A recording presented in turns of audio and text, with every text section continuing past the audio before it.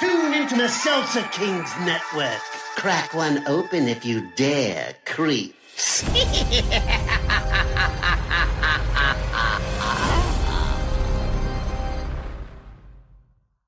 Being a marketer's no sweat. You just have to manage dozens of channels, launch hundreds of campaigns, score thousands of leads, and okay, fine, it's a lot of sweat. Unless you have HubSpot's AI-powered marketing tools to help you do all that and more. Get started at HubSpot.com/marketers. Absolutely not. Under no circumstances. But you can't keep her out of school. You don't have the right. I have not only the right, but also a nearly physical sensation of pleasure at the thought of keeping her out of school. I describe myself as tingly. Buffy was cleared of all those charges. Yes. And while she may live up to the not a murderer requirement for enrollment, she is a troublemaker, destructive to school property and the occasional student. And her grade point average is enough to... I'm sorry. Another tinkle moment. I don't see how you can be so cavalier about a young girl's entire future. I'm quite sure that a girl with the talents and abilities of Buffy will land on her feet. In fact, I noticed as I came in this morning that Hot Dog on a Stick is hiring.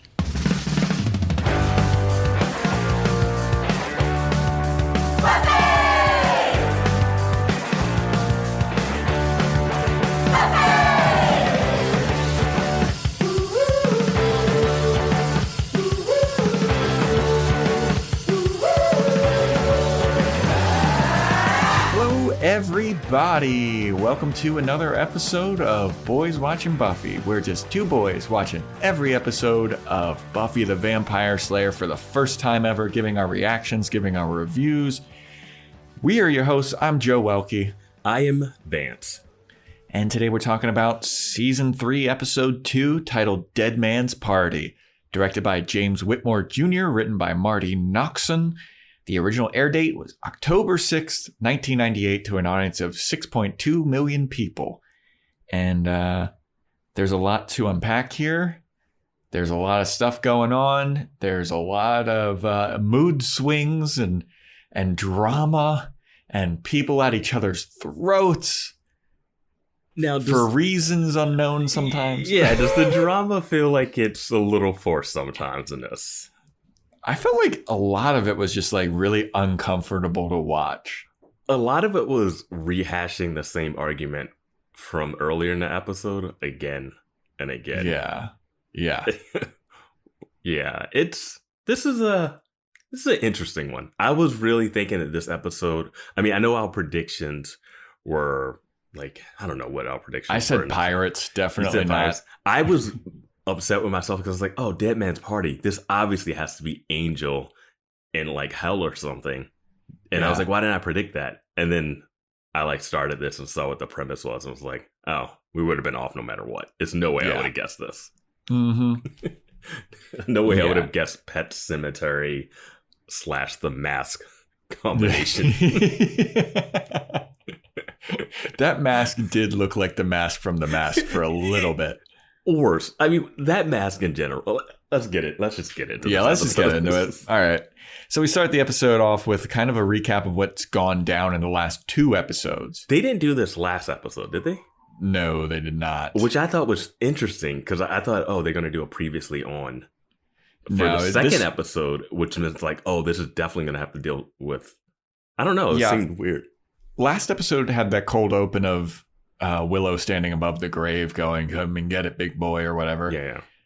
This one did have the recap of everything that went down with Angel and Buffy, everything that went down with her mom, kicking her out. And then it was even a recap of Anne, the last episode. Yeah. And Buffy coming back to Sunnydale. So the actual episode opens with Buffy unpacking at home, and her mom is being kind of helicopter mommy, like, oh, I'm so happy that you're back. I'm so glad. And she's hanging up this hideous mask in her bedroom, like looking directly at her bed.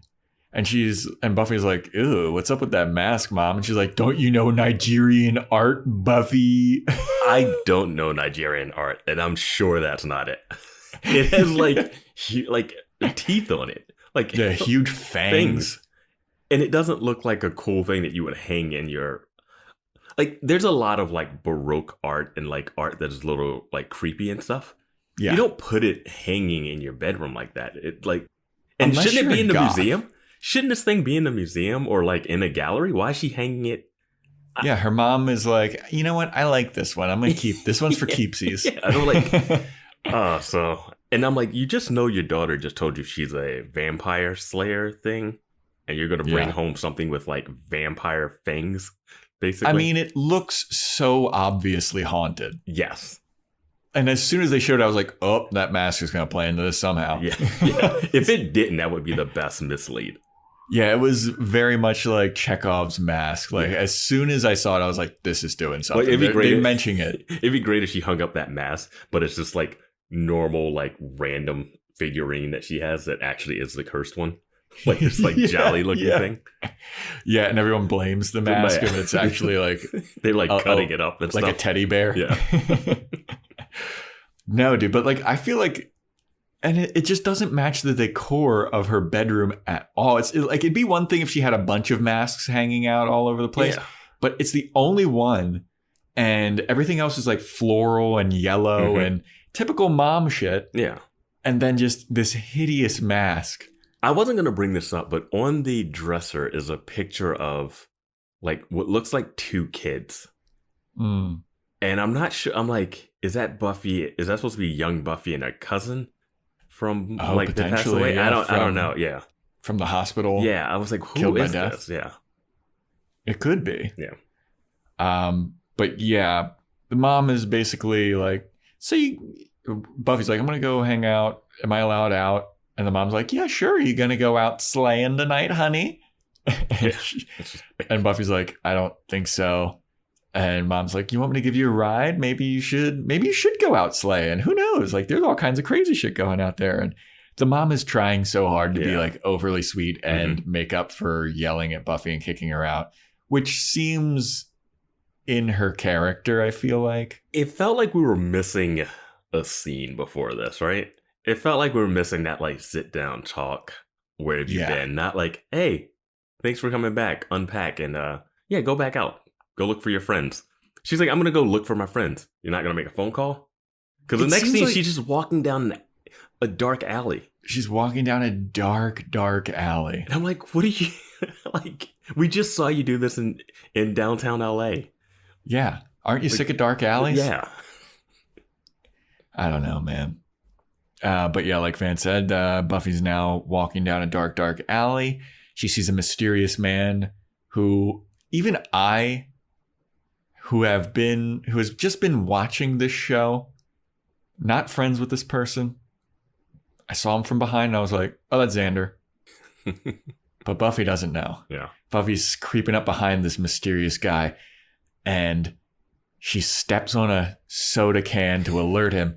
And he's like, motherfucker. He turns around. He's got a huge spike. He's about to kill Buffy. He's got a huge spike, a ginormous cross on his chest. Yeah, he does.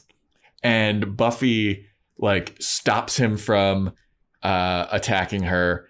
And he's like, what the hell, Buffy? Like, don't sneak up on me like that. And she's like, oh, look at you trying to slay. And as they're kind of realizing what's going on, a vampire jumps out from a building, bursts through a door or window or something. Yeah. What is this vampire doing? I don't know. And Buffy's so bad at sneaking up on people. And people are so bad at getting snuck up on. Yeah. Because I don't understand why Xander's hunting by him. Like, we find out that the other people are around because he gets called on a walkie and it's like, hey, Nighthawk. Yeah. Something. Nighthawk, you in? Yeah. And it's just like, and then this vampire bursts out of, like, it was waiting in this wall. Like, were they hunting this guy and he was hiding? I have no idea, but he burst out of a wall or something. It was very weird. I love that Buffy knew exactly what alley to walk down to find her friends. She's like, I'm looking for my friends. I don't know that they've been out slaying every night. Yeah. I'm looking for my friends. Fuck going to their houses. Yeah. Let me walk down dark alleys until I find them. And they just do this so they can get that, like, hero shot at the end of this. Yeah. Which is so weird. So Buffy's kind of taken off guard. Xander starts fighting the vampire and he's overpowering him. Buffy starts beating up the vampire. Then the whole gang arrives, Oz, Willow, Cordelia, and the vampire's just like chucking them on top of each other comically. And then Buffy stabs it and slays it. And then everybody's kind of looking up at Buffy and she's like, "What's up, guys?" There's a great moment where Cordelia is pushed up against Buffy and she's facing her and she's like, "Oh, hey, Buffy." And then Buffy just shoves her down to the ground. Yeah. Which is like so perfect. "Oh, hey, what's up, Buffy?" "Welcome back." And then, then there's just like shot of all of them lying on the ground, like looking up at her. And they're like, "Oh, yeah, she's back." I got to say, once again, Xander has an enormous cross on his chest. Does nothing. The cross does nothing. I wrote this down. The crucifixes do nothing at all. Like, all of them are holding the vampire at one point. Yeah, and the vampire's like hugging him. Like, and he's obviously wearing it for protection. Like, this is a defensive or offensive tactic, and it does nothing. And I know that we're on to something because we haven't gotten a lot of pushback like we did with the being invited in situation. Yeah. Because that one we got pushback. No one's like, "Wait a minute, the crucifixes, you'll figure out why they don't work." Yeah. I mean, this is just egregious because we have seen it work before. Yes. And now they're very loosey-goosey with this crucifixing. And I cannot stress enough how big this cross is. It's like, it looks like it's made out of like plastic or marble or something. It's like at least a foot long. Yeah. He's got a giant one. He's got it dangling around his neck. It's like it's not like a necklace. It's a full on like deterrent shield type thing. Yeah. Yeah. And it does absolutely nothing. Then we get the good old intro. And then the gang heads on over to Giles's house. And Buffy's like, I don't know if this is a good idea. Do you think that Giles might be pissed off at me? And they're like, I mean, why would he, Xander says like, why would he be mad at you? Because you ran away and never told anybody, and he was been worried about you for 3 months straight and looking for you constantly, and nobody knew where you were, and he's been up all night, every night, looking for you constantly in different cities. Why would he be mad? Yeah, Xander's on one in this one. Oh, I kind of love it though. I think he pushed it a little too far at times, but yeah, we'll get to that. Yeah, we will get to that. I don't think he pushed it too far. But so Giles opens up, but Xander has a great line here. And Giles is like, "Oh my God, Buffy, you're back." And Xander's like, "Yeah, just in case you thought that you had to retire from being a watcher and find a new career path as maybe a looker or a seer or something." I was like, that's fucking great. Yeah, that was great. Yeah. Giles is kind of like, "I'm so happy that you're back." But he doesn't look like it on his face. Yeah, it has this weird... Everyone has a weird vibe when she's back. It's not like, "Oh, relieved to see you're alive and back." It's more like, I still want to be mad at you for leaving. And I just feel like they could have worked... I don't know. It's weird. Giles should be like, "Oh my God." Like, what was Giles going to do if he found her in the city that he's been flying to? Would he just see her and be he like... would have definitely given her a speech, some kind of reprimanding. I feel like he didn't feel comfortable giving the speech in front of the whole gang. He's like, "If I find you, I could do it. But if you come back, then I can't be super mad." Yeah, I guess so. Just be like, "I went on vacation. I went on summer vacation." Yeah. He knows that she didn't go on summer vacation. I mean, she could have been talking to her mom. Yeah, she could have just been in Los Angeles with her dad for a whole summer. Is she not allowed to do that? I don't know why she wouldn't have stayed with her dad. Why did she go to this dump that she was in? Like, her dad lives in LA. Yeah, I don't know. The dad, we don't have enough vibe of him if he would have been like, "Hey, get this girl out of here. I don't like her." But the dad doesn't seem like he doesn't like her. That was a weird nightmare dream thing. Yeah. But yeah, then Giles is kind of getting debriefed on like Buffy's being very coy and vague about what she did over the summer, and which I want to know. Yeah. Did they like, is it just what we saw? Did she work in a diner this whole time and then it was just last episode and that was it? Yeah, I mean, everybody's asking like, "So what happened? What were you doing?" And she was like, "I went to places and I did things. What about you guys?" And she's like, "Why are you being like this? Yeah, everything. Why are you being awkward? Everybody's being so coy. You know what it's like? It's like the last episode where Xander and Cordelia were afraid to see each other after summer break. And you're like, why are you afraid to see each other after summer break? Yeah. I don't know. I didn't get it at all. Yeah. And then someone casually drops line, oh, by the way, you're not wanted for murder anymore. Yeah, I just dropped that. And I was like, oh, your mom didn't bring that up at all when you talked? Yeah. Yeah. Like, that was the first question when you came back into town, to be like, hey, am I still wanted by the police? Yeah. You wandered down a dark alley not knowing if you were wanted by the police still? That's Buffy for you. I don't know. I guess it's fine. I don't want a court trial for it because there's like no reason for it, but yeah. Yeah. So then Giles is kind of like, oh, whatever happened, I'm just happy that you're back. He goes to get some tea and he has a moment to himself of like, I'm so happy that she's back and alive. This is so great. The gang's back together, which I thought was pretty sweet. Yeah. I don't know why. Maybe it's the British in him that he couldn't show his emotion.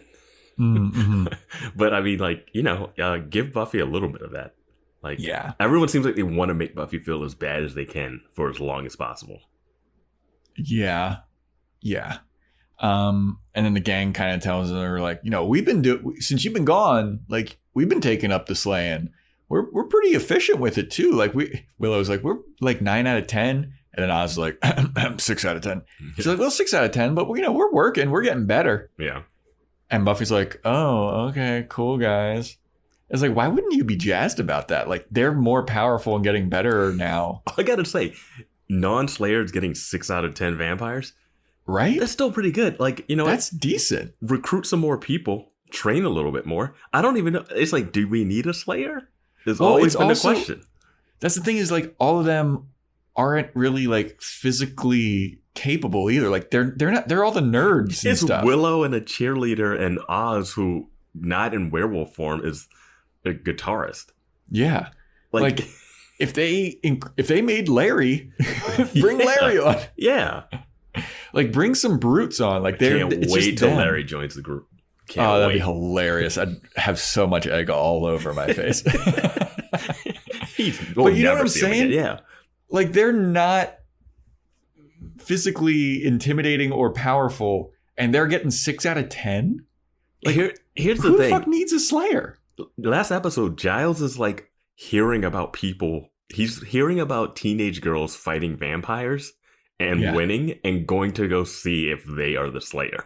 Yeah. So, like, teenage girls are winning against vampires that aren't Slayers. Yeah. Well, no, he said that ended up being like people that, like, emo kids anyway. Or there wasn't anything. Oh, like they weren't fighting vampires? Yeah, no. Okay. No. But he was flying all over the place. He was getting a lot of reports. There's way too many reports of that.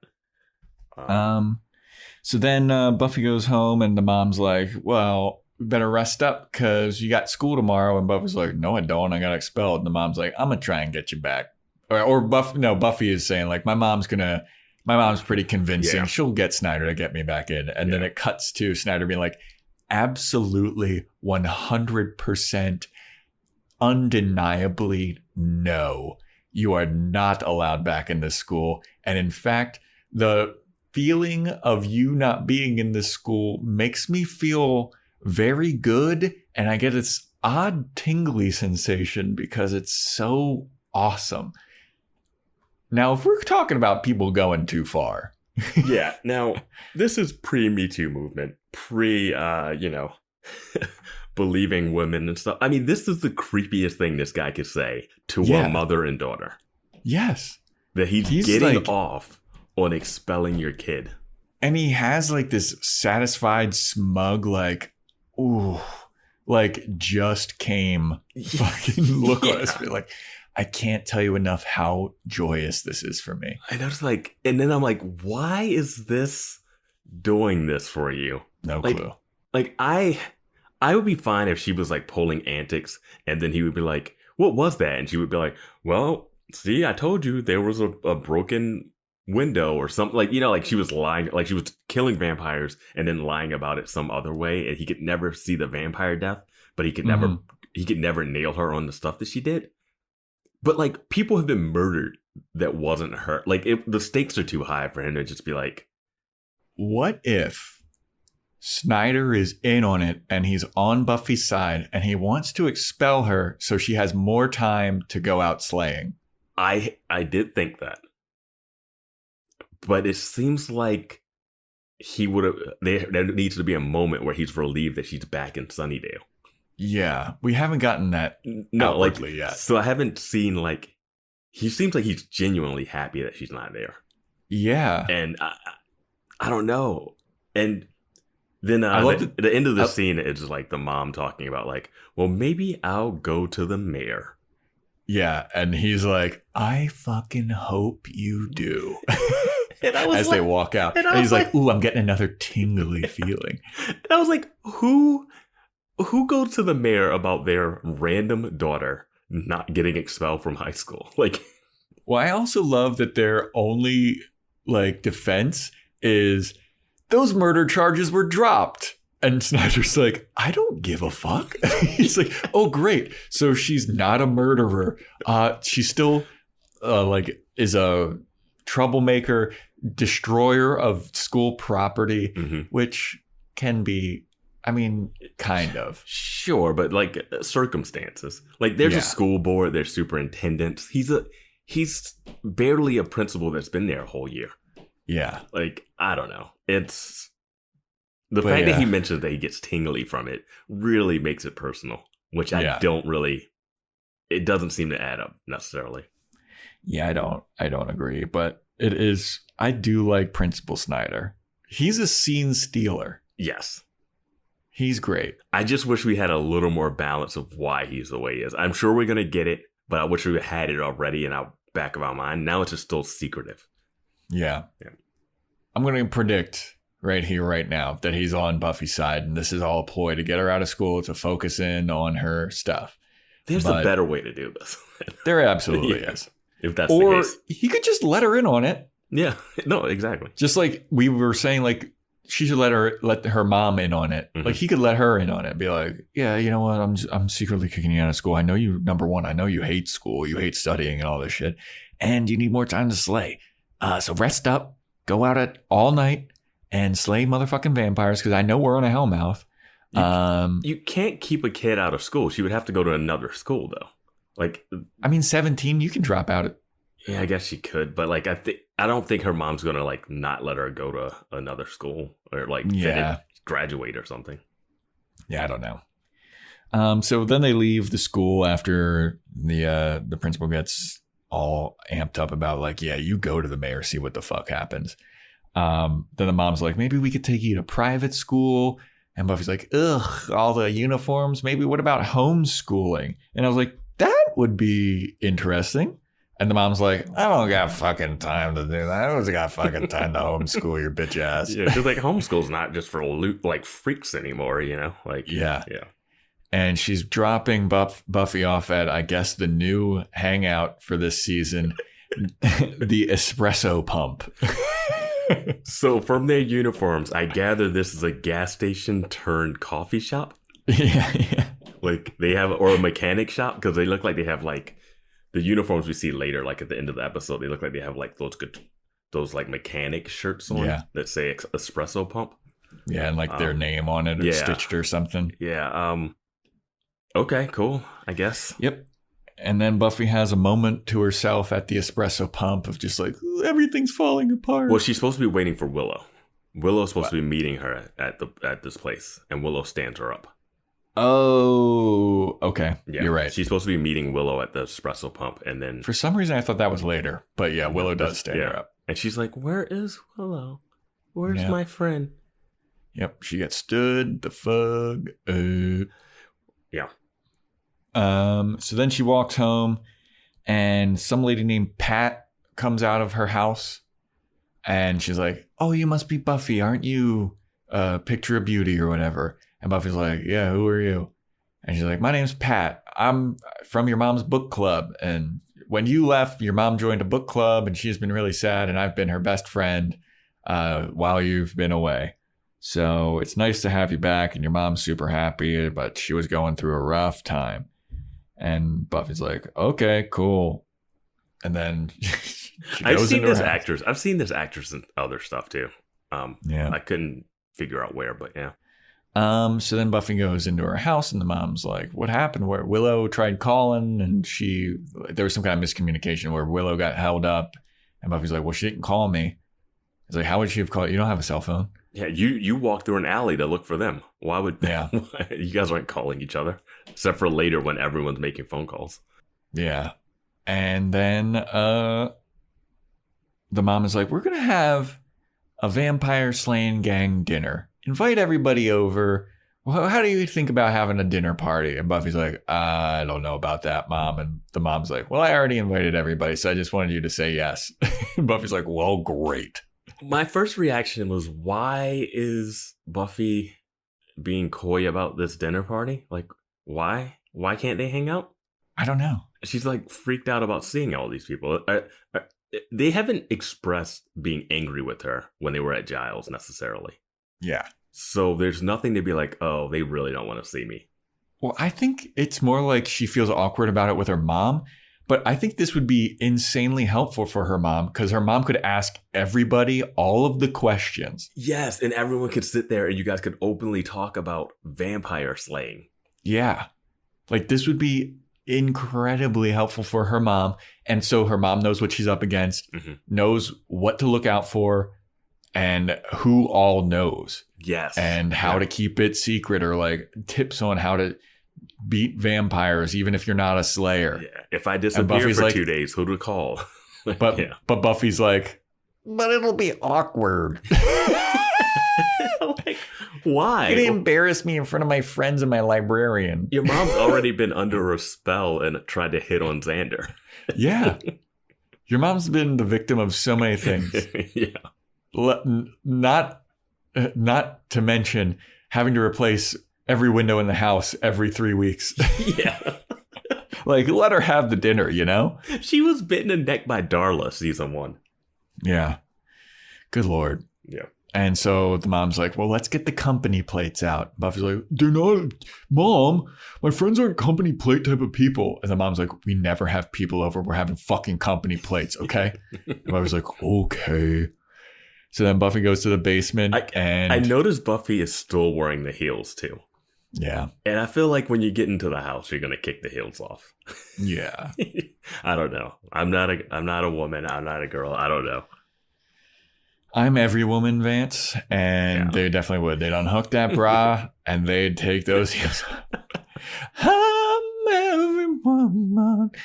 So Buffy goes to the basement to get the company plates, and she's digging around. She finds a picture of her, Willow, and Xander in happier times. That framed photo was ridiculous. Yeah. Haven't we seen that?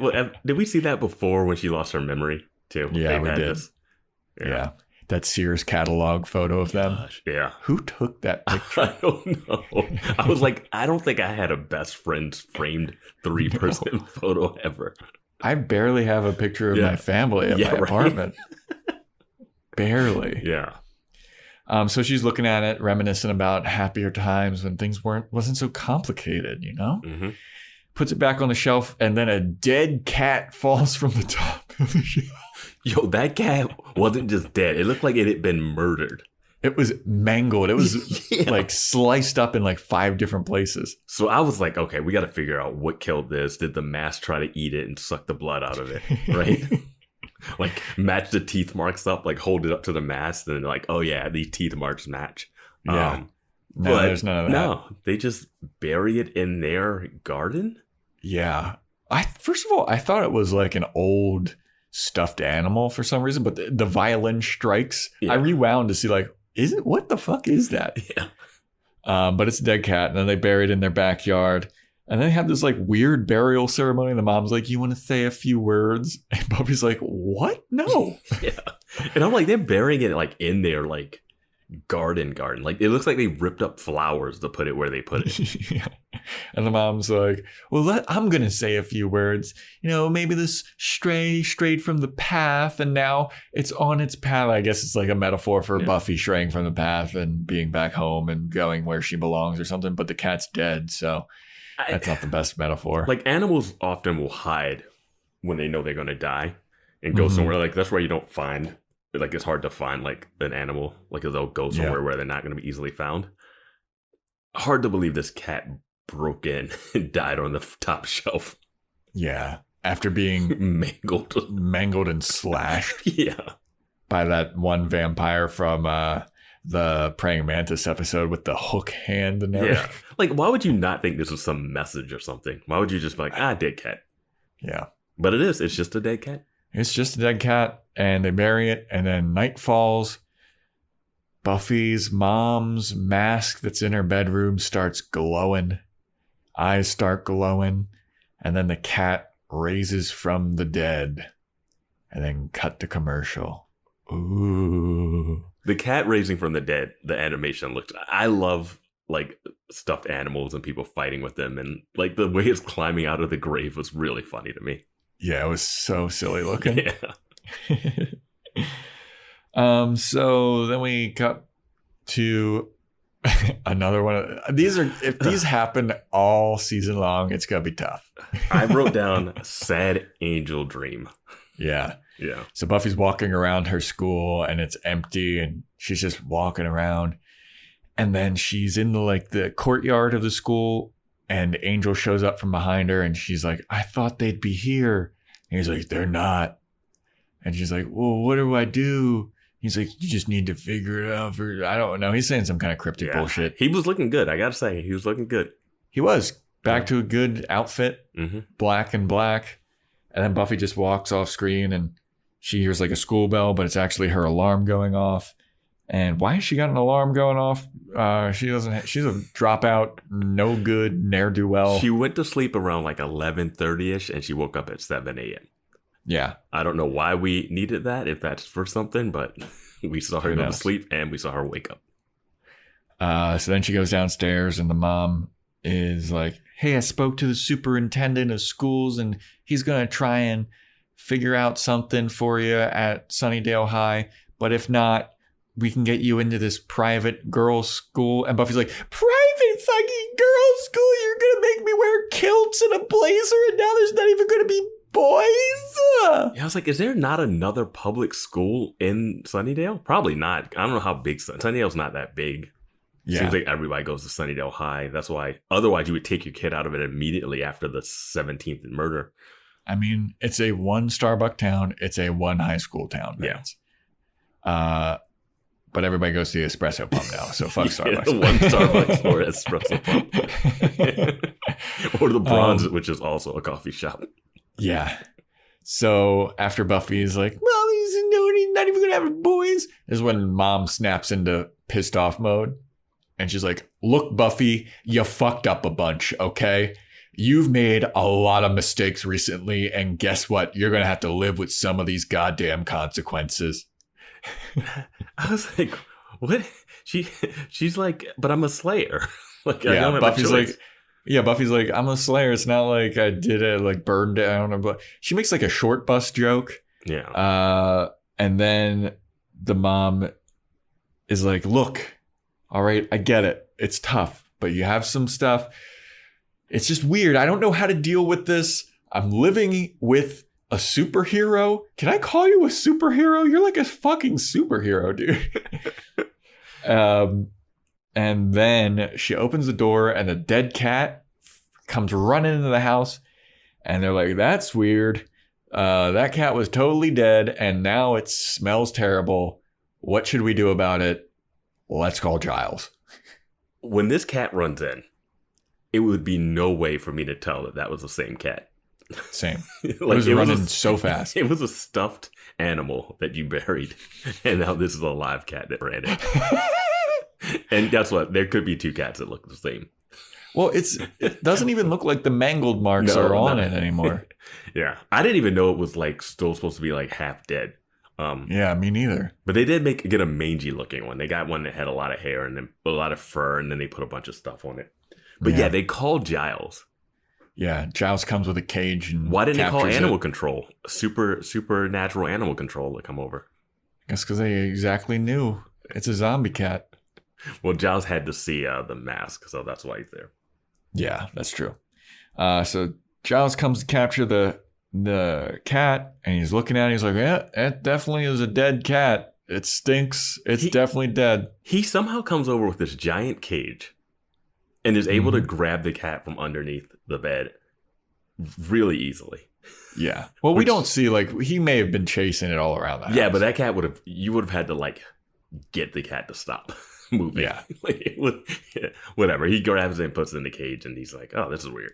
Yeah, Vance is a cat owner, so he knows more about this than I do. Yeah, they try to run away. Especially if you're coming at it with a giant cage. Yeah. Especially if a new strange man just came in. Yeah. Yeah. So he stands up. He looks at Buffy's mom's mask, and he's like, oh, nice mask. Nigerian? And she's like, yes, Giles. How do you fucking... Now we got a man that appreciates art around here. Buffy, will you give us a minute or 30?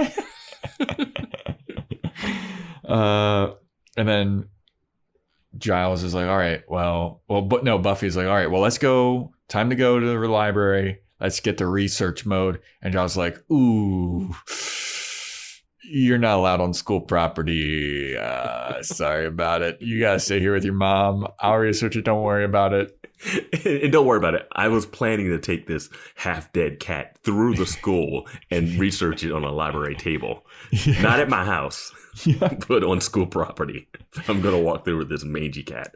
Yes. Buffy's not allowed on school property, but zombie cats are. Yeah. Of course. Mm-hmm. Well, I guess the library does have that own private entrance. Remember from that episode with the... sure. When we found out about Ripper? Where he was knocking on the door that he never got into? Yeah. I don't know if that was... who knows? The maintenance guy just pointed to some direction. Yeah.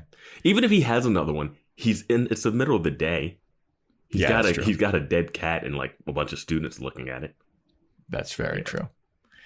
So yeah, Buffy's got to stay there with the mom. And then so the gang, sans Buffy, is inspecting this cat in the library. And they're like, well, that was definitely a dead cat. It stinks. It's bad. And then they're like, hey, is everybody going to fucking Buffy's party? I don't really want to go to Buffy's party. It's going to be weird. and then Oz has like this breakdown of like, is it going to be a dinner party, a shindig, or a hootenanny? Yeah, he's like, is this a gathering, a shindig, or hootenanny? And they're like, what's the difference? And then we get a Joss Whedonism where they go through and break down what each of these means. Yeah. And it's fine. Yeah. I thought it was so dumb. Yeah, I mean, it's one of those things where, like, if you get it and you like this, it's fine. It's, like, funny. But if not, it's just, like, it goes on for way too long. The basic point of this scene is to express how awkward everyone feels around Buffy now, though. They're like, I don't know. Should we go? I don't want to go alone and just kind of talk to her. It'll be weird. I feel like Buffy might want to just relax and have some fun and like take her mind off shit. So let's like have a big old party. Yeah. And then they're like, yeah, we're going to, then Oz is like, I'll get the dingoes to come and play at her house. I'm like, that's never a good idea. Yeah. And then there's something that Xander says about her ruining their summer. Yeah. And I was like, she ruined your summer? I mean, it's their best friend and she just took off. They don't know. I mean, Giles is looking for her. Everybody's worried about her. It's been a while since I've been in high school, but, you know, there's been times where, you know, you don't see someone during summer. Mm-hmm. Some people, like Cordelia, bounce for the summer. Like, that's true. How come it didn't ruin Cordelia's? Yeah, like, I mean, Cordelia's summer was fine. The only thing that ruined her summer was like the terrible resort that she was in Mexico. Yeah, I'm like, people go on summer vacation trips with the family. They do on road trips. Like, there's a lot of stuff that happens. Like, you don't see everyone that you knew in high school all summer. I know they're the best friends, but like, and Buffy goes away every other weekend to Los Angeles, apparently, to see her dad. Well, it also seems like the only thing that ruined Xander's summer was not seeing Cordelia. Like, he was all chipper about that. But like, Willow and Oz were still together. I mean, I'm sure Willow and Giles and Xander had to spend at least 6 weeks recuperating from their injuries, broken arm, ball torture, head trauma, probably ball stuff. Yeah. So, yeah. Yeah, man. So they decide that they're going to have a big old hoot nanny and Buffy's house. I mean, how? This party makes no sense to me, but sure. Yeah, it absolutely makes no sense. Before that scene ends, though, mm-hmm. Giles is talking and he's flipping through the book. Yep. And he's not paying attention. He's just absentmindedly flipping through pages. And we see that he lands on a page that has the exact statue. The mask. The mask. And I gotta say, the Watchers do such a good job, man. Yeah. Every creepy thing has been detailed. Someone saw this mask, sketched it up perfectly, kept that book in pristine condition. Yeah, that drawing of the mask was very crisp. Yeah, it was no ambiguity to that at all. I want to know what Giles is keeping notes on. Like, is there anything new that he's like, hey, here's my update. I discovered X, Y, and Z. Because everything he's like, oh, this is in the Watcher books. This is in some kind of demonology book. Yeah. Like, have you discovered anything, or are you just like, what if something new happens and it's not in the book? Yeah, he's just like, well, Buffy fucked. Killed it, so you won't need to know about it. And it'll never, ever come back. Don't worry about it. Back, yeah. So yeah, then we get to Buffy setting up her dining room for this dinner party. She's wearing like a pink silk kimono or something, it looks like. And her hair is in this really weird bun thing, updo. And Pat shows up. Pat, Joyce's mom's friend from the book club. And she's like, I brought empanadas. You're going to love them. You know those empanadas are awful. Yeah, and Buffy kind of looks down at them. And there's this very awkward, long, pregnant pause. And she just kind of looks back up at Pat. And Pat's like, should I go and see where your mom is? And Buffy's like, yeah, sure. Mom! Yeah. Then the mom comes down. Oh, Pat, you're here. Yeah. She's like, I hope you don't mind that Pat comes. Now it became a weird party. Yeah. Now it did become a weird party. This isn't about you learning about vampire slaying anymore. Now it's just a weird party and this fucking stranger's there. Yeah, it's not like, hey, my daughter just got back. I want her to relax and hang out with her friends who she hasn't been able to see, which seems like a good thing. Her friends are going to come over. You guys are going to hang around. Your mom's going to talk for a while. Then your mom's going to be like, oh boy, I'm tired because parent stuff. And she's going to go to sleep. And then you would just hang out with your friends. Like, that's how that party should go. And it shouldn't be weird. But then when she invites Pat over, the stranger that you don't know, now it's like, what? It made it. And I thought Pat was up to something, but she's up to, so she is up to something. She's up to something. Yeah, she's about to be up to something. So then the door knocks as soon as like Pat and Joyce walk away. And it's the singer from the Dingoes Ate My Baby. And he comes in, he's like, hey, where should the band set up? Where's the band unit set up? And Buffy's like, wait, what? And then just like 15 people come inside with like holding amps and drums. And Buffy just takes it. Obviously she didn't say like, hey, this isn't what I was thinking. Like, this isn't what should be happening. Like, she has no agency here. She's just like, oh, I guess this crazy rager is going to happen at my house. She can fight vampires, but she can't stop high schoolers. Yeah. So everybody sets up, and then we cut to Dingoes Ate My Baby playing in Buffy's living room. And, you know, I got to say, Dingoes Ate My Baby, a pretty good band. I like their sound. One of the better bands in this. Yeah, I just felt like, for me, it's just like generic party music. I wasn't really paying that much attention to it. It wasn't something where I was like, oh, this is really bad. Seth Green has gotten not better at air guitaring or pretending that he's playing guitar. Strummed down. He's so bad at pretending to play guitar. I kind of love it now. It's just like his thing. Yeah, it's pretty funny. Yeah. Imagine what's possible when learning doesn't get in the way of life. At Capella University, our game-changing FlexPath learning format lets you set your own deadlines so you can learn at a time and pace that works for you. It's an education you can tailor to your schedule. That means you don't have to put your life on hold to pursue your professional goals. Instead, enjoy learning your way and earn your degree without missing a beat. A different future is closer than you think with Capella University. Learn more at capella.edu. Willow's watching the band, and then Buffy comes up to Willow and she's like, hey, this is a pretty crazy party. This is not what I was really hoping for. I was really hoping to just kind of like chill out with you guys. And Willow's like, what? Can't hear you over the great tunes of Dingoes Ate My Baby. What did you say? And then Buffy's like, nothing. This is a great party. I just thought that it was kind of going to be us. And Willow's like, but this is better than just us, right? Buffy's like, yeah, I guess so. And then we cut to Buffy's mom's mask in a room starts glowing red again. And then we cut to a guy that's been killed and the police are checking his pulse and investigating what's going on. It looks like he got beat the shit out of. He's got a big old knot on his head. And then he opens his eyes. He's raised from the dead. And then we cut back to the party. Yeah. And then Buffy is trying to talk to Xander. And Xander and Cordelia are just making out hardcore. Yeah. Buffy's like, hey, what's up, guys?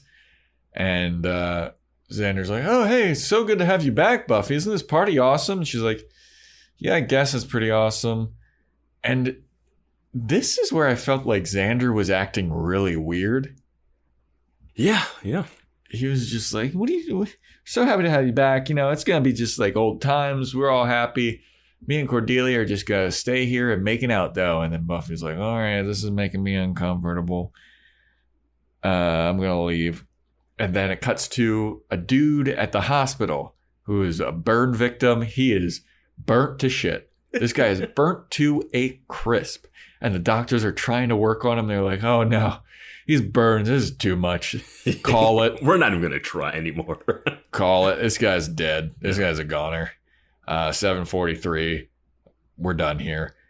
And then they all turn their back on the guy. Guy opens his eyes, sits up Undertaker style, and then you just hear screams from the nurses and stuff. Okay. Yeah. I just want to bring up the range that this mask has to bring people back to life. Yeah. And the amount of people, I don't know the time frame of when someone dies to when it can bring people back. Mm-hmm. But all the people we see later, that many people died tonight? Yeah. Or like, were these people coming out of the graveyard? Like, I have no idea. Yeah, I don't know how long, like, what's the deterioration? It can't be too long because people aren't that deteriorated. It's not like there's a bunch of skeletons walking by. Why is this mask activating right now? Yeah, who knows? Like why? It could have been calling people while it was been in transit. Like, it seems random. Yeah. And did no one rise from the dead when the cat initially came back from the dead? Was it just testing its power out that night? What's the proximity for this? I don't know. And this also, is something you just gotta take with face value, I guess. You also have to take, which is more unbelievable, is that the mom let a underage drinking party happen. Yes. Like, she went from like, Buffy, if you walk out of this house, don't come back, to, hey, Buffy's back. Let me just have a bunch of kids taking shots in my living room while I'm here. Smoking weed, it looks like smoking cigarettes in the house. First, I was like, okay, I know the solo cups have to be booze, but I'm like, maybe not. And then the dude's on the phone later. He's like, hey, that guy's got to take a shot. He's got to take a shot. I'm like, so they are drinking. Yeah, no, they're definitely drinking. I mean, that guy is also smoking weed. Yeah, it's crazy. Yeah, it's a rager, dude. And she's there. It's not even like Joyce went away to work and then the party just happened to take place and Buffy, you know, that classic thing where Buffy can't handle all these people that start showing up to a party and all of a sudden like a get together turns into a party. This just starts out full party and the mom doesn't stop it at all. Yeah. She lets the band set up. She's not like, who are all these people? Like, Xander's like, hey, this is a great party because everybody missed you. And Buffy's like, yeah, even people that I have no idea who the fuck they are apparently miss me. Yeah. And then he's like, oh, whatever. Wow, Cordelia. I like that Xander and Willow are so lame at school, yet they're able to organize the greatest party. Yeah. Yeah. That is such a good point. Yeah. Everybody's always bullying Xander. And it's no way you don't know who Buffy is. Is Oz cool? He's in that band. Do people like Oz? He's a dropout. He's a second year senior. Yeah, like maybe he's because they were like, Oz, you want to play the band, and then if Oz is like, I'm the cool guy, don't worry. Oh, Cordelia's cool.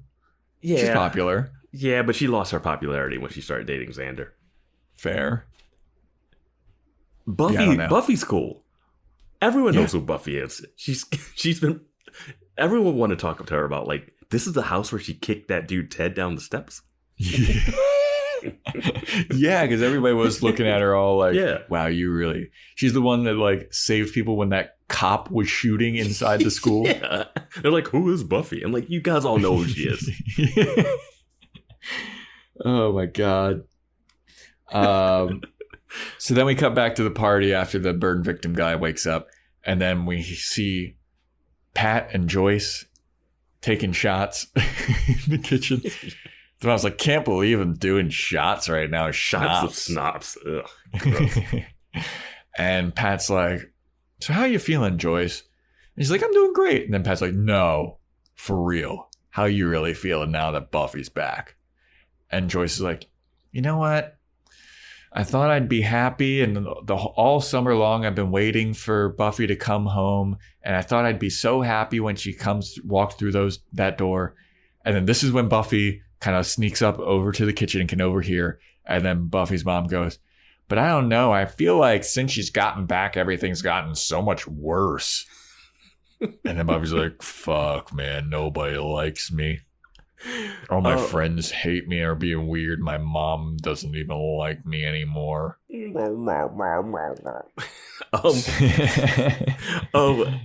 This scene, there's a moment where Pat is staring at Joyce like she's attracted to her.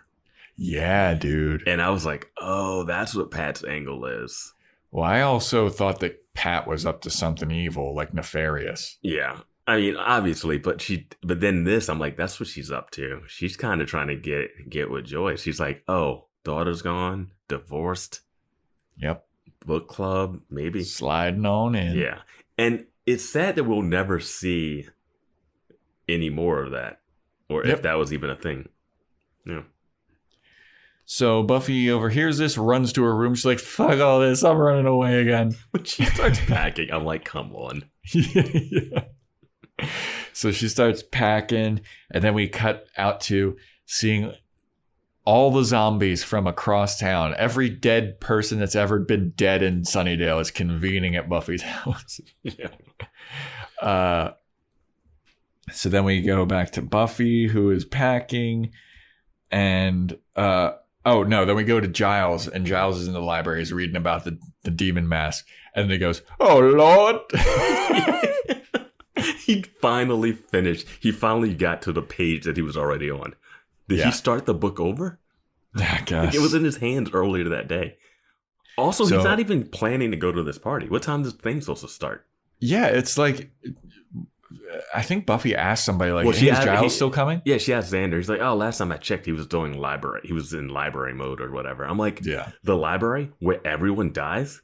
Yeah. No one should stay there by themselves. Yeah.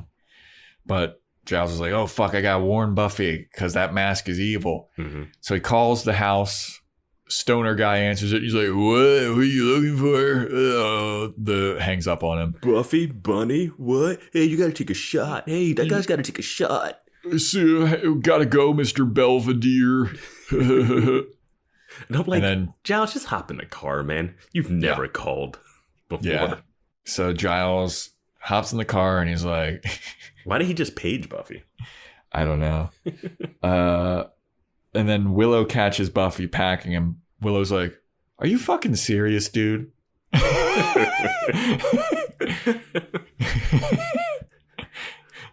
Buffy's like, what? Everyone's being so weird around me. Everyone's being awkward. And Willow's like, you just got back and you're going to fucking run away again? What a piece of shit move, dude. You're being such a dumb bitch right now.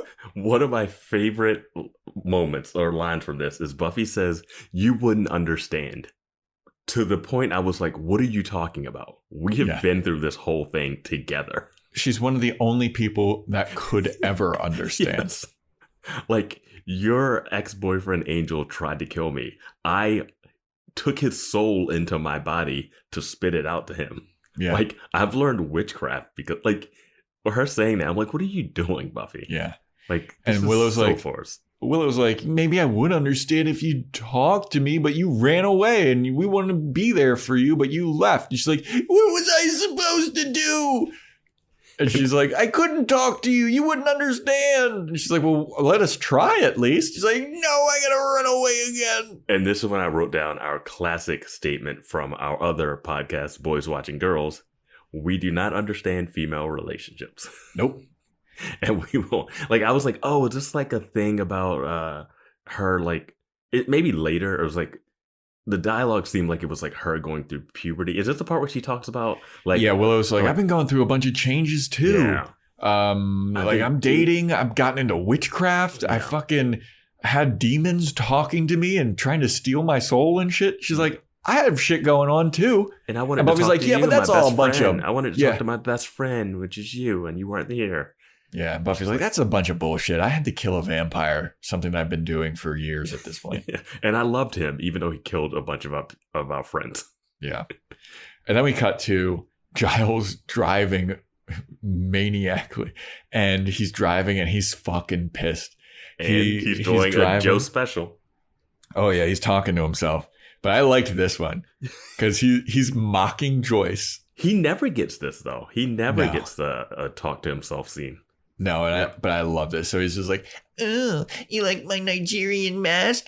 Isn't it pretty? Oh, it just raises the dead. And then he's just like, ugh. And then he goes, fucking, he doesn't say fucking, he goes, Americans. And then just rams into somebody. Runs over a guy. Yeah. Keeps Who driving. he thinks is a just guy. keeps driving. Doesn't even care. Just Runs some guy over, gets out of the car. Now, I'm looking at this I'm with you. from Giles' point of view. Okay? I see this guy's got tattered clothing. This guy's got half of his hair missing and is green. Giles pats him on the shoulder. Hey, buddy, you all right? You okay, pal? You all right? Flips him over. It's a zombie. Yeah. Zombie immediately starts attacking. Giles, no, before the zombie attacks him, zombie gives him a good 2 seconds to be like, oh my God, this is a fucking zombie. And then it's, I'm going to attack you now. Yeah. Right? It's like in the last episode, if Giles would have been like, hey, you came out of nowhere. I didn't Yeah. see you. But it's like he turns him over. I'm like, get back in the car. Just Yeah. get back in the car. So then we go back to Buffy and Willow having their fight. And then the mom comes in and the mom's like, what the are you fucking serious? You just got back and you're trying to run away again? And Buffy's like, you don't get it, Mom. You don't understand. Maybe I was, maybe I wasn't. I'm just so confused right now. And the mom's like, no fucking way right now. I don't know if that's Buffy or if that's Sarah Michelle Gellar just being like, I don't know what I'm supposed to be doing right now. Yeah. Like, Yeah. just like, I don't know what's happening. I guess I don't want to be back. Even though last episode was me saying, I'm Buffy. I'm back. Yeah. I just want to go back to Sunnydale and slay. And she gets back and she's like, I don't really want it. Nobody's talking to me. I'm leaving again. I'm going to be a hobo. Like, none of the drunk guys are hitting on me at this party, which she would absolutely be getting hit on. Absolutely. So then she runs downstairs and the mom chases after her and she's like, oh, no, you fucking don't. Oh, no, you don't. We're going to do this right here, right now. And the band stops playing. Yeah. Everything's quiet. Buffy's like, Mom, I don't really think this is the time or place. And the mom's like, I don't give a fuck. I'm going to destroy you right now. This scene happens in front of the whole school. Yes. Buffy is getting a tongue lashing from her mom. Now, if you don't know who Buffy is before this, you absolutely have to know who she is after this scene. Yeah. And so her mom's like, you're trying to run away again. You just dropped this crazy revelation on me and you expect me to understand everything. And you're trying to leave now. I've been worried about you all summer long. I had no idea where you were. You could have been dead in a ditch. You could have been out having the best time of your life. I had no idea. You didn't write. You didn't call. What the fuck? And then Buffy goes, I did it because of you. you remember you said, if I walk out that door, don't come back. And the mom's like, I'm fucking sorry. I found out something crazy. And you just expect me to understand how to deal with that? I'm sorry. I'm human. I make mistakes. But you. And then Xander just comes out of nowhere. And he's like, oh, that's what we're doing? Yeah, Time to pile on. Xander's like, oh, somebody's fighting with Buffy right now. Okay, let's hop in on this. Idiot. Like, he's like, oh, you're just such an idiot. And you weren't thinking about how your poor mom felt all summer. Hold on. It started out with him. You have it better than I do. I just have bits and pieces. It started out with him being like, well, you should definitely hear your mom out.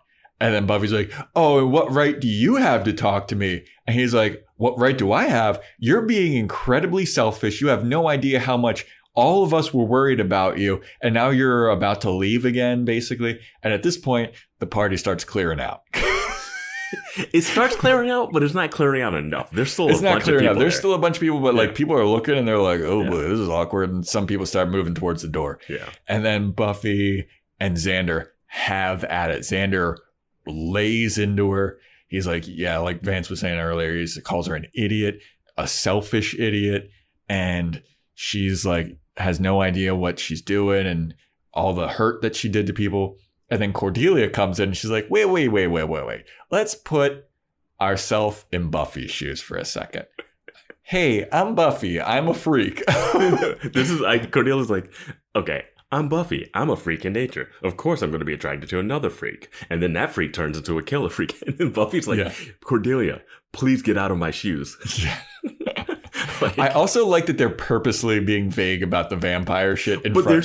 But there's so much stuff. Yeah. That is being said that you have to know. Yeah, exactly. Like, at this point, yeah. Like they're blatantly talking about her killing people and freaks and murdering. Yep. And then it goes up another level. And Buffy gets insanely bratty.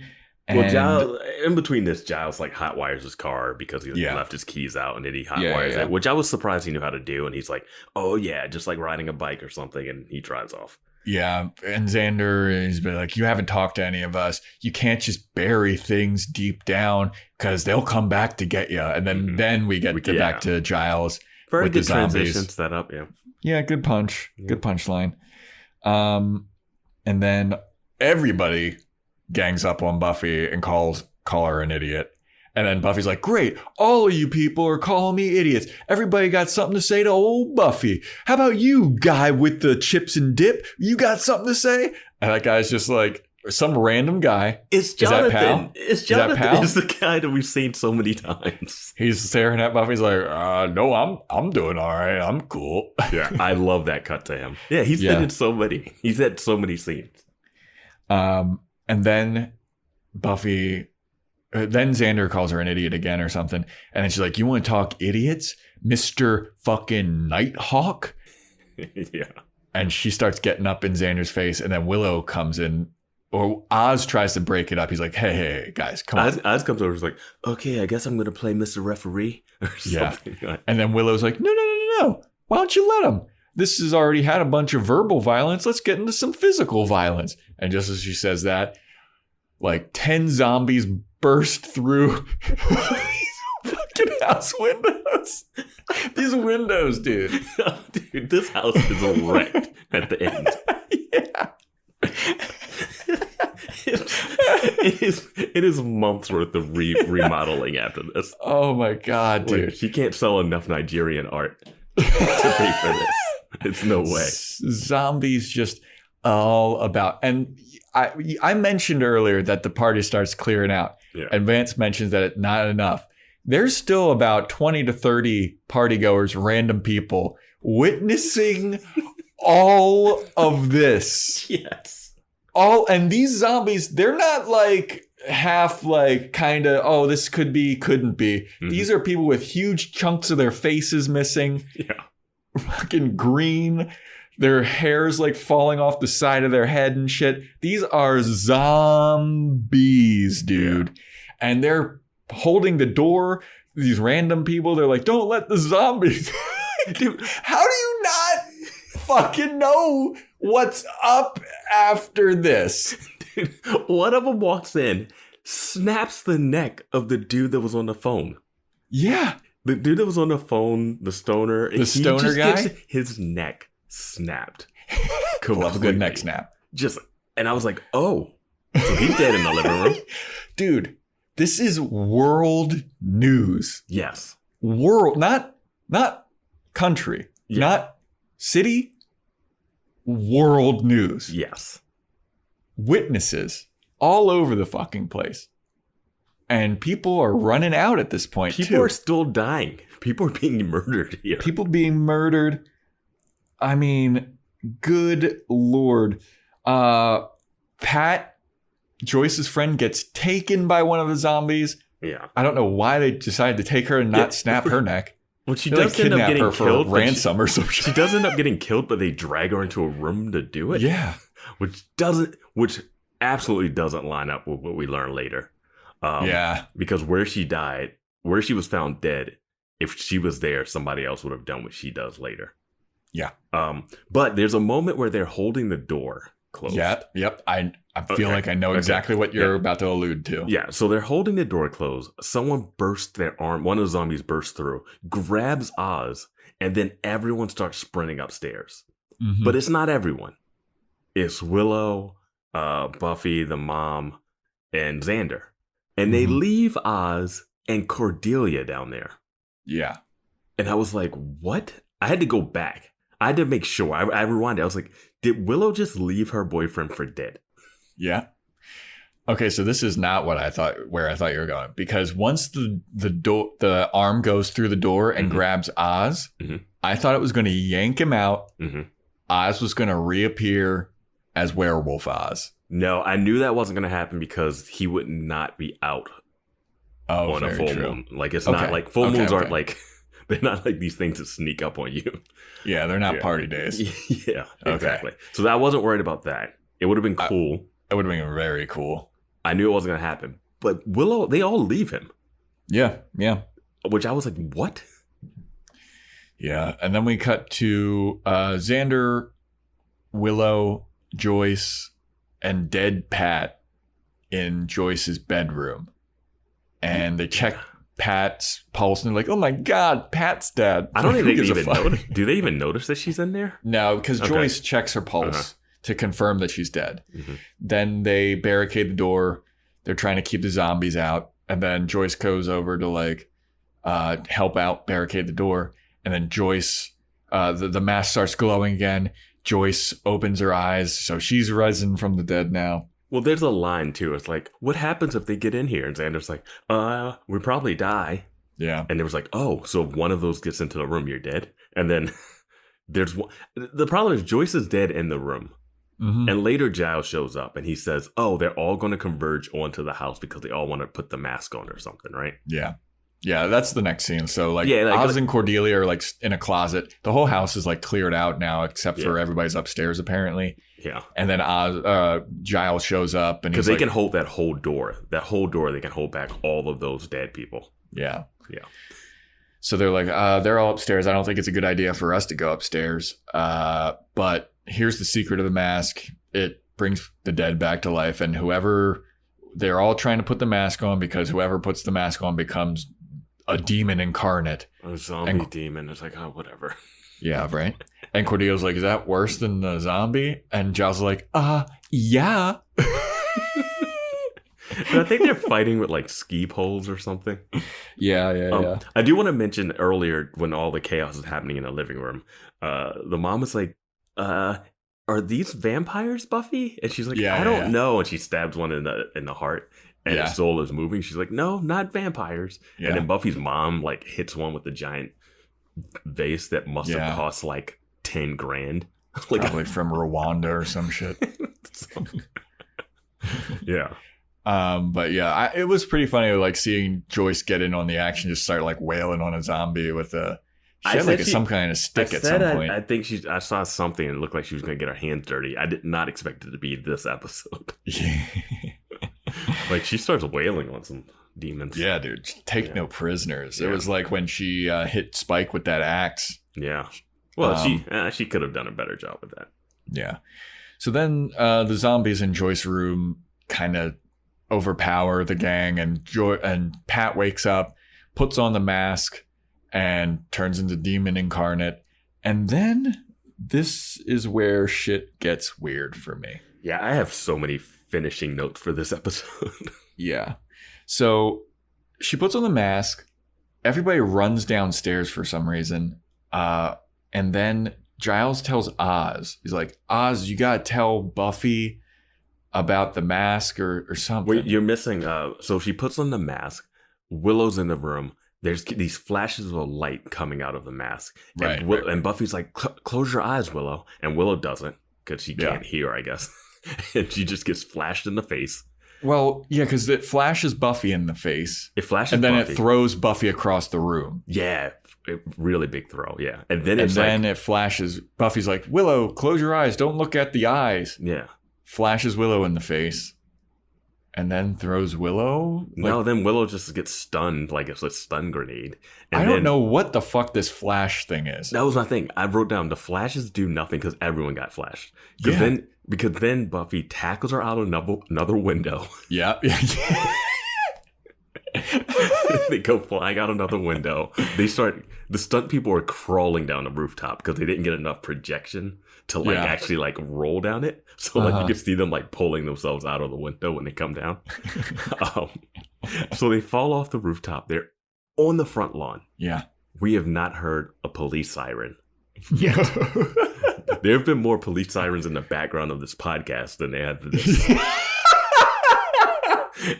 I mean, how are there no cops showing up to this? That is true. Somebody that listens to this podcast was like, so whose place has the police sirens? I was like, it's both of us. But there's no cops. House destroyed. It's a suburban neighborhood. A bunch of drunken kids just rolled out. I mean, windows are being shot out, whatever. So they're in the front lawn. And then that's when Giles tells Oz to tell Buffy that you need to go for the eyes. To defeat the mask. Yeah, whatever. Then Oz runs outside. And then the thing flashes Buffy again. Yeah. And then it flashes Oz. Yeah. But the flash does nothing. And then Buffy is there where they bury the cat and there's a shovel. Mm-hmm. So she grabs the shovel. Oz has not even gotten a chance to say what he wants to say yet. Yeah. And Buffy stabs her through the eyes of the mask. Yeah. And then the demon disappears or falls down or something. All of the other zombies disappear. They disappeared? Yeah. They just magically vanished? I think so. That was going to be my next question. Where are all these dead bodies? They all just disappeared. At least in my mind. I'm pretty certain that's what happened. I don't know. All that was just a question. Yeah. In a flash disappear. But that eye flash fucking bothered me so much because Buffy gets flashed a bunch. And then seconds later, she's stabbing it. And it's it didn't paralyze her. It didn't paralyze anybody. It didn't do anything to anybody. It undercut Giles so much because one, Cordelia's oh, if the masks make it more dangerous, he's yeah, not more dangerous. Not more dangerous than anything. It just has it's just a camera flash. It's taking pictures of everybody. Exactly. So that's one thing. Unless this comes back seasons or episodes later that, everyone that got flashed is now walking on an undead plane or something. I don't know. Maybe that's set up. I don't know. Yeah. But if it's not, then what was that? I have no fucking idea, dude. And then Giles is hey, I have the way to kill this thing and stop it.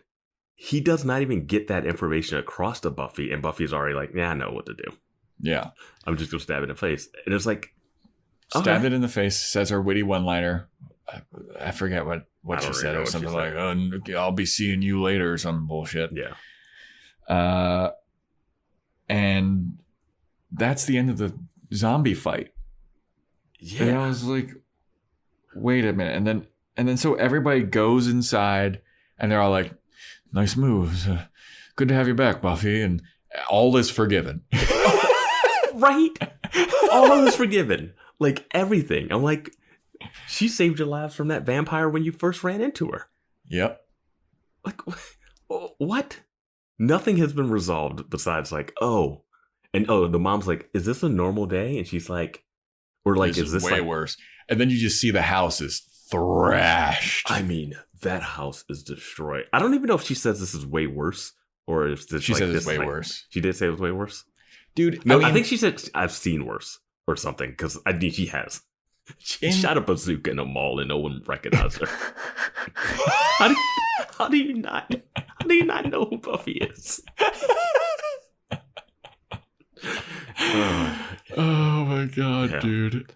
But even before the zombies arrive, this house was thrashed anyway. There's popcorn all over the place. Well, that's like normal cleaning. I mean structural damage. Like, oh yeah, I mean every window, like you can't windows live there. are busted out, dude. Like the pictures are hanging down.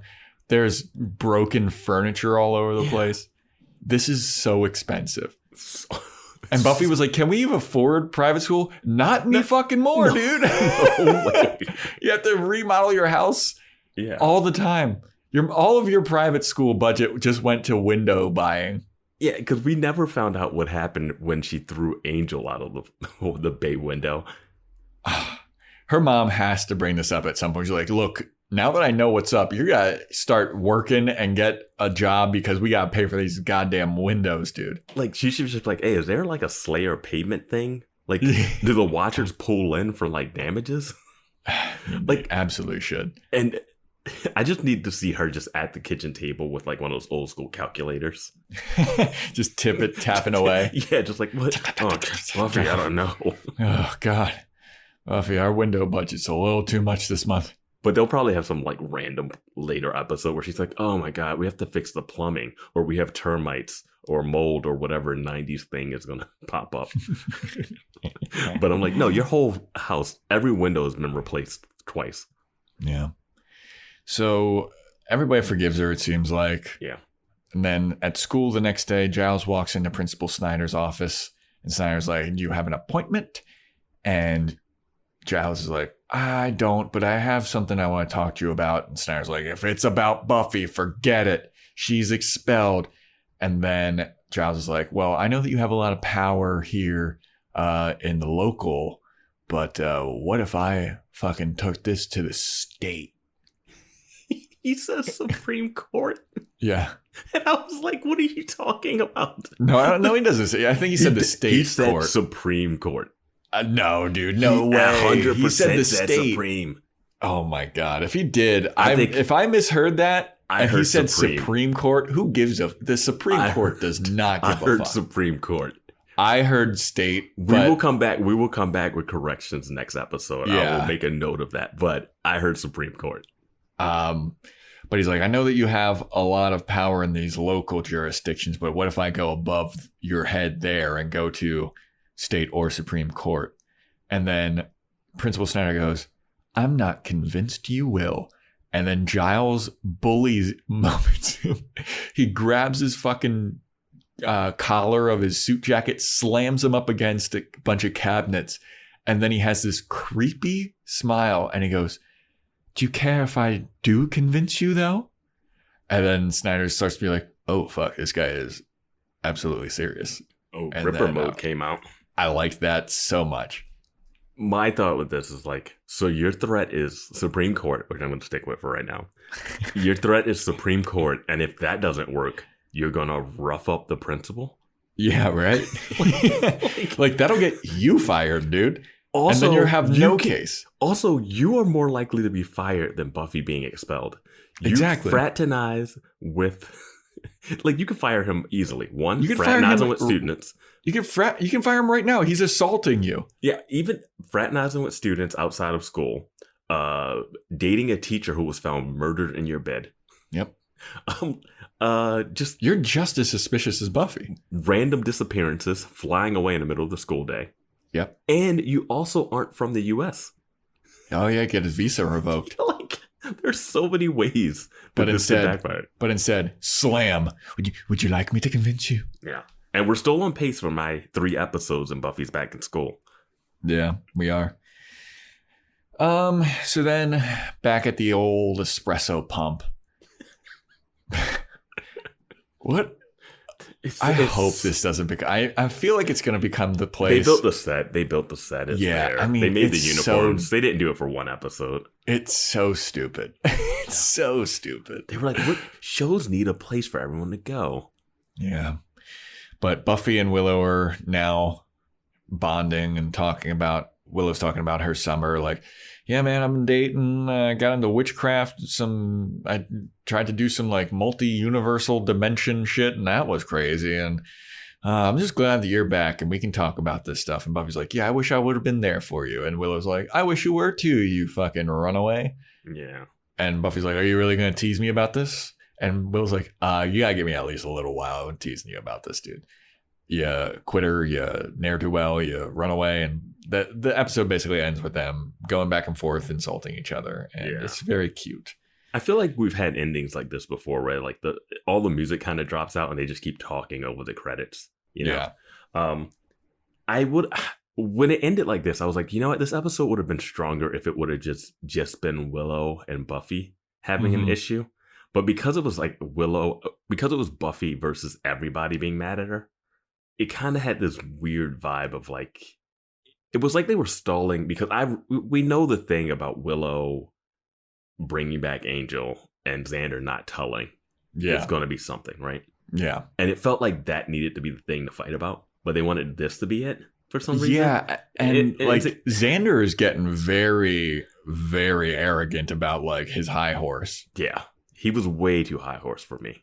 Yeah. That was my thought. I thought he was... like to the point where like, dude, I get you're upset, but like we've seen this happen to him when he gets broken up with, when like she turned him down, like he gets real aggro, and it's just not a good look for Xander when he gets too aggro for me.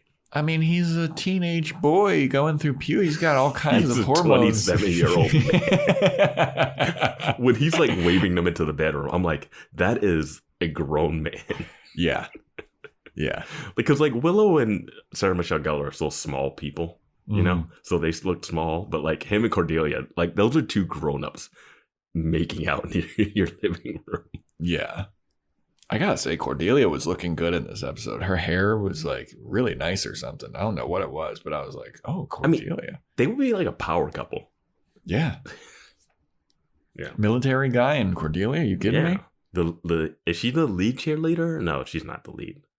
I don't know if she got kicked out of the cheerleading squad after her. No, it was too dangerous. Yeah. Being a cheerleader is like a death wish. Yeah. So that is it for Dead Man's Party. That wraps it up. You got any final thoughts before we talk about the next thing? Oh, I know what I wanted to bring up. Buffy never played the I just saved the world card. Fair. In her arguments. At no point did she go, oh, sorry, I saved the whole world and left for 3 months. Yeah. Like that's that. Drop the mic. Walk out. Like she did. She saved everyone. Yeah, does that not buy me a little bit of grace? Yeah, and they're all like, But you didn't call. Yeah, but I was sad. Yeah, I mean, her reasoning... I just didn't like the coyness. I'm not a fan of coyness, and her being like, hey, what did you do this summer? And she's like, I don't want to talk about working at a diner. Yeah. Like, that's it? Is that all you did? What did you do? Yeah. Did you ride the bus all over the country? Just mopey. I will say I did like this episode better than the last one, because at least there was some action and like stuff going on, and the gang's back together, and there were quips, there was funny stuff. People seem to get back into like, okay, so like Joyce's friend Pat died. Yeah, she's dead. Her friend, also, her stoner really guy's good friend. dead. Yeah, her really good friend dead. 2 people in this house are no longer with us that were alive when they walked in this house. Yes. At least 2 people. Explain to me where Pat is. I don't know who Pat's family is, but how do they explain that? Explain stoner guy. Yeah. Explain any other random person that died. You're saying they all disappeared. So stoner guy, did he die, get resurrected, and then just disappear from the face of the earth? Yeah. Well, we didn't see stoner guy get resurrected, did we? No, we didn't see him get resurrected. You'd have to assume that he would. You would have to assume that he would. If not, he's just dead on the living room floor, which he wasn't when they got into the living room for the final scene. And then, scene. If he does disappear like all the other zombies did, the last place that he was seen Last place Pat seen, Buffy Summers' house. I felt like this party hurt the argument of putting her back in school. It absolutely. It also. She's been in town one day. She's been in town one day. They're gonna recharge her with those murder things, or they're gonna have to charge her with another murder. Like, she's already a suspect. Like, I love that the mom was at fault this time too. Like, the mom brother. If Buffy didn't come back home, I mean, Principal Snyder might be onto something. Like, she is suspect number one. Yeah. I mean, there's just too much shit going on. It's too many people dying. It's the Murder, She Wrote effect. Where, like, I mean, wherever Angela Lansbury was in Murder, She Wrote, there was a murder. Anywhere, any little small town she went to, someone died. And you have to be like, are you causing this? I mean, how do you not suspect the Summerses after this? Everybody... And... There's witnesses. All the students will be talking about this. All the students have to be talking about the zombie party, the dead man's party, if you will. Yeah. I mean, how can you avoid this? They do end up, Oz does drop Dead Man's Party. He dropped the title. He did. Roll credits. Yeah. Guess Dead Man's Party's over. Yeah. But that is it for Dead Man's Party. Thank you for listening, everybody. Follow us on Instagram at Boys Watching Buffy. You want to write in, boyswatchingbuffy@gmail.com. Go to Discord, look up Boys Watching Buffy, and stay tuned for our next episode. Oh, Apple, Spotify, rate and review, all that jazz. You feel like someone twisted your arm to make you say that. Yeah. The ghost of Steve Jobs, like, who forgot about Apple? Discord link in the show notes or in the link tree. Yeah. Yep. And stay tuned for the next episode. It's called Faith, Hope, and Trick. I think I saw a thumbnail. I saw a thumbnail for it too. And the thumbnail looked like it was a Catholic statue. So I'm thinking we're going to get... It's time for Angel to not be a dream anymore. You think Angel's coming back already? I think we'll see. He might not come out, but I think we're going to see him. What's the name? What's the title of this one again? Faith, Hope, and Trick. He tricks... Oh my God. This is where he beats Satan in a game of chess, a game of table tennis or ping pong, and tricks his way out. Yep. Or they have faith and hope, and then like Buffy tricks Satan into getting Angel back or something. Yeah, and I'm gonna stick with my longer term prediction that Buffy is back in school this episode. By the end of this episode. What a world! What a universe this is. How are they going to explain the zombies? They have to. They won't even talk about it. They're having coffee. They're having coffee right now at the end of this episode, like nothing happened. Drinking some Seattle's best at the espresso pump. Yep. Oh my God. Okay. This one broke you. This one broke you. It did. It really did. Like the flashing thing, the zombies. Like, I mean, this one. Whatever. If it's someone, still fun. I'm just not going to buy it if anyone says I don't know who Buffy is. She just threw a killer party, literally. All right. Well, thanks for listening once again, and stay tuned for our next episode when we talk about Faith, Hope, and Trick.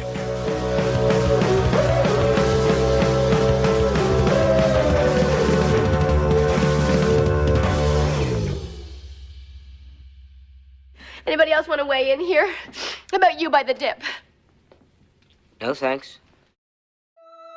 Tune into the Salsa Kings Network. Crack one open if you dare, creeps.